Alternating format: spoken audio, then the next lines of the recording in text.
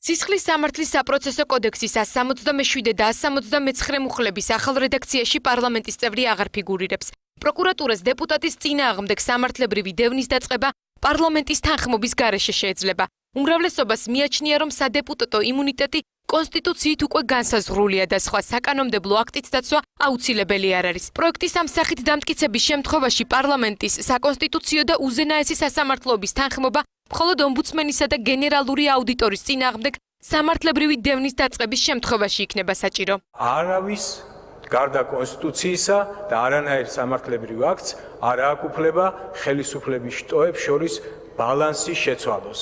ასეთი ცვლილება შეიძლება განახორციელოს მხოლოდ კონსტიტუციამ. ბრალი წარედგინება თუ არა დეპუტატს, სწორედაც არის პრივილეგია, რომელიც არჩევ ჩვენთაგანს არ ჭირდება. ჩვენ ძალიან კარგად უნდა გვესმოდეს, რომ ჩვენი კოლეგების ზურგს უკან არ უნდა დავდგეთ, თუ პროკურატურა გადაწყვიტავს ჩვენ დავკითხოს. და მე ამ კონკრეტულ შემთხვევაში ჩემ თავს ვართმევ ამ პრივილეგიას. ეს არის ის პრივილეგიები, რომელსაც კონსტიტუცია ანიჭებს პარლამენტის წევრს. ამის წინააღმდეგი ვიყავი მაშინაც, რომ ეს შემცირებული იყო, ახლაც ამის წინააღმდეგი ვარ და აგერ იქნებით მოწვეები საკონსტიტუციო კომისიის მუშაობის დროს, პირადად მე ვაპირებ დავსვას საკითხი, რომ იმუნიტეტი გაფართოვდეს. დაუჭერს ხარ საბას კომისია თუ არა, მე არ ვიცი. კონსტიტუციასა და კანონს შორის შეუსაბამობას ვერ ხედავს ნაციონალური მოძრაობა. საპარლამენტო უმცირესობა მიიჩნევს, რომ კანონის მიღების შემთხვევაში პროკურატურა პარლამენტს როგორც მაკონტროლებელ ორგანოს დაასუსტებს. ოპოზიცია ეჭვობს, რომ ხელისუფლებას კანონში ცვლილებები ოპონენტების წინააღმდეგ სისხლის სამართლებრივი დევნის დასაწყებად სჭირდება.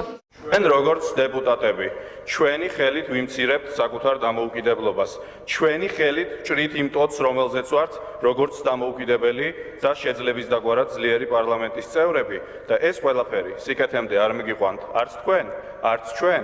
ლოგიკა ესეთი იყო, შეუსაბამობა არის კონსტიტუციასა და სისხლის სამართლის კოდექს შორის. ცხადია, ეს რომ ნამდვილად ესე იყოს, ასეთ შემთხვევაში ეს საკითხი უნდა გადასულიყო საკონსტიტუციო სასამართლოში. ეს არის მიზანმიმართული ოპოზიციონერი დეპუტატების განადგურებისკენ, მიიღეთ ეს კანონი და ამოქმედეთ 2016 წლიდან.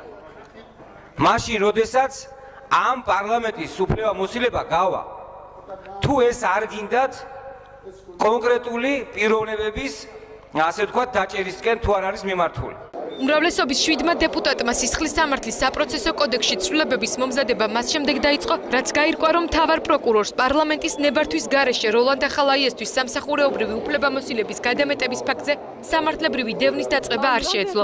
სამეგრელოს ზემო სვანეთის ყოფილი საოლქო პროკურორი აცხადებს, რომ მას დანაშაული არ ჩაუდენია, რადგანაც თანხა, რომელიც კერძო კომპანიების ანგარიშზე ირიცხებოდა, სამეგრელოში საპატრიარქოს რეზიდენციის მშენებლობას უნდა მოხმარებოდა.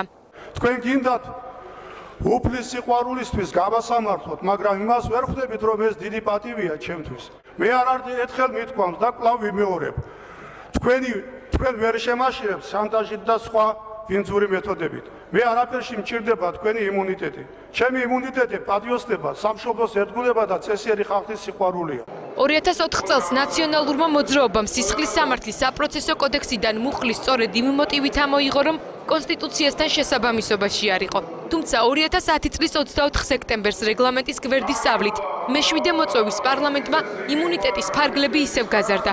მოქმედი კანონმდებლობით მთავარ პროკურორს სისხლის სამართლებრივი დევნის დაწყება დეპუტატის, სახალხო დამცველისა და გენერალური აუდიტორის წინააღმდეგ პარლამენტის თანხმობის გარეშე არ შეუძლია.